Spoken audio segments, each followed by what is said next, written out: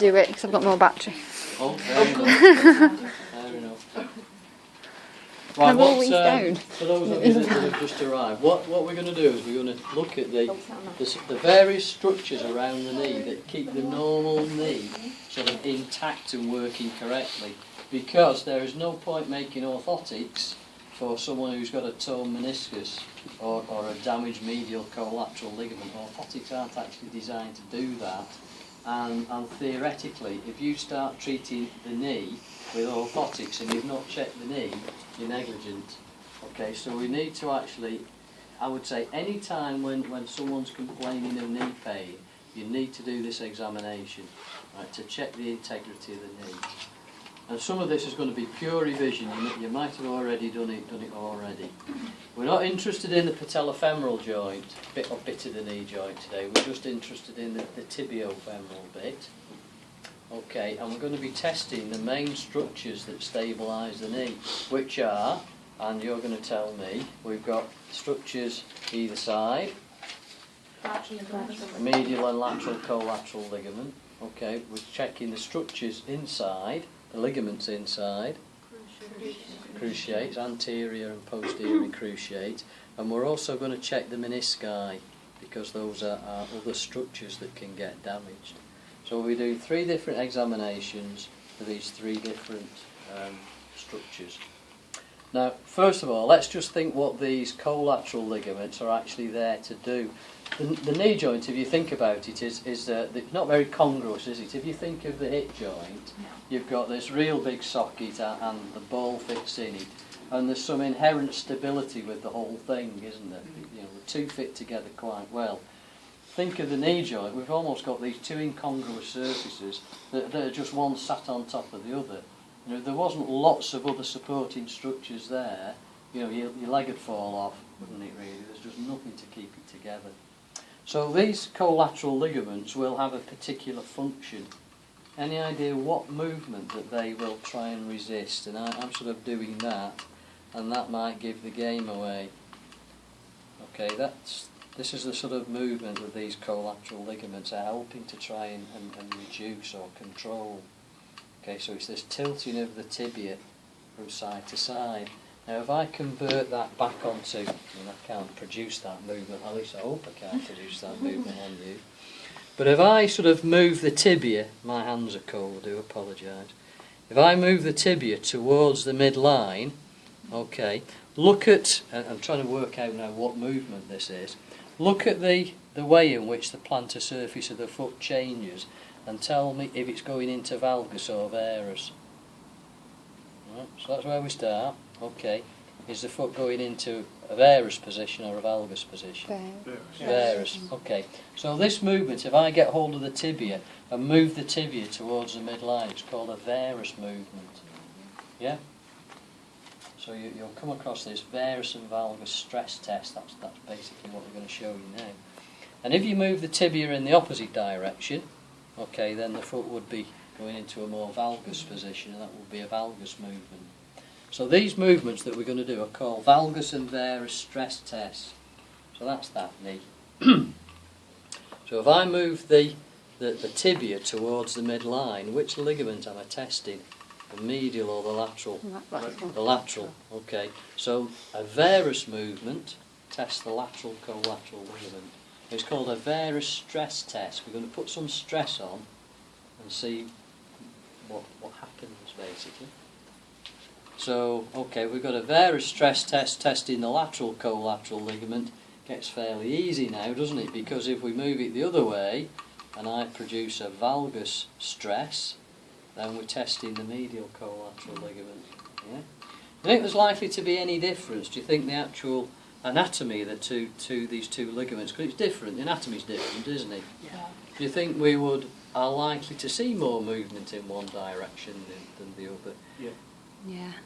Which direction do you think we're going to see more movement in? When we test the lateral collateral, or when we test the medial? Well, the medial's connected to the medial meniscus, so it'll be less. Yeah, correct. So when we actually do this test that tests the medial collateral, we would normally see less movement than when you test the lateral collateral. So when we do this test, it's not going to be unusual Alright, if we actually see more movement on the lateral side, because that's just a function of the ligaments. Having said that, a fully extended knee should be a very stable structure. So when the knee's fully extended, I wouldn't expect to see any movement from either one, because when the knee's extended, we've wound up the cruciates and we sort of pull the two together. Okay, so a fully extended knee, we shouldn't see any movement at all. When we flex the knee, and we'll flex the knee only just to take it off flexion and unlock it, then we should see a little bit more movement there on the lateral collateral than we do on the medial collateral. Now people will always say, well, how much is too much, how much is normal? And it's almost impossible to say. I liken it to someone opening and closing a door. If you open the door only a little bit, you know, open it only by 2 or 3 millimetres and shut it, it doesn't go bang. If you open it by 5 or 6 centimetres and shut it, it goes clonk. And what I would say, if you can actually feel the knee opening and closing as though the door is clonking or shutting too, there's too much movement. If it moves by a small amount and you don't get that clonking sound, then that's fairly normal. It's the best I can do to describe what it is. And you know, there's no piece of kit that's been developed yet that really does this for you. Alright, so that's the principle with the anatomy. Let's actually now show it on you. Can I do this limb? Yeah. May as well do the limb I'm standing by. Now, if you are working on someone who's got reasonably you know, slight limbs, and I would class you as being a person like that, then you can actually hold the limb like this. You need to relax, you need to let me take the weight. Okay, but remember, I've got a mass here that's sort of quite a distance from my centre of gravity. So if this was a real heavy limb, you know, a rugby player's limb, you would struggle to hold it like this and not damage yourself. So there's two different ways of doing this depending on the size of the limb. I'll show you this way first, and then I'll show you what you do for a much bigger limb. So basically you hold around the ankle joint, and I'm holding here so that I can push towards the midline. So I'm going to be doing a varus test, and what I've got to do is stop the femur from moving. So if I put my hand there on the femur, hand here on the tibia, and then I'm going to try and open the joint on the lateral side. Okay, this will be a varus stress test, and I'll be testing the lateral collateral ligament. Yeah, and we see a very slight amount of movement, but you know, it's not opening and closing like a door. And all you do is you just swap round. So we put that there, right, that there, and we do the same thing for the medial collateral. Yeah. That's a valgus varus stress test. We then do it with the knee slightly flexed. So this is with the knee extended. Don't flex the knee for me, you need to stay nice and relaxed. Now you only need to flex the knee by a small amount.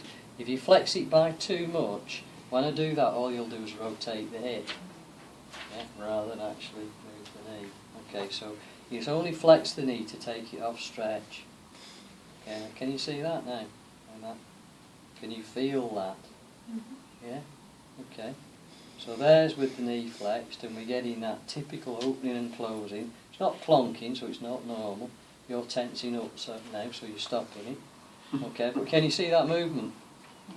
If you're standing sort of on this side, you'll be able to see that actually open and close.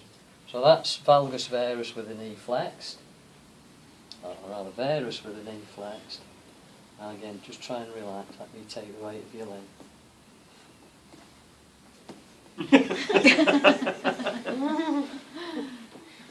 That's it. Okay, and then still not relaxing. That's it, that's better. Okay, and then that's the valgus stress test. And again, very little movement there.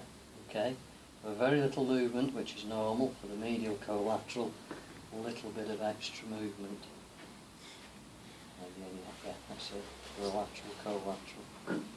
Valgus varus stress test, knee flexed, knee extended. This is a real heavy limb, okay. What most people will do, do like this. Because then the limb is actually as close as you can get to your centre of mass. So you do that, okay, let's have the knee fully extended. And you do medial collateral just by almost leaning your body to one side. Okay, so that'd be testing, that would be the valgus stress test. And because you're not wearing a skirt, alright, quite happy doing that.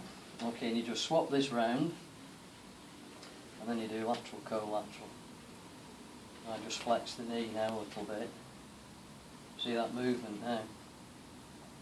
With the knee flexed. Sorry. So this is a perfectly normal knee in terms of medial and lateral collateral. Okay, but if we'd not done that, then you wouldn't know that, would you? And you could be using orthotics to treat something that's primarily a ligamentous problem that orthotics aren't going to do anything for at all.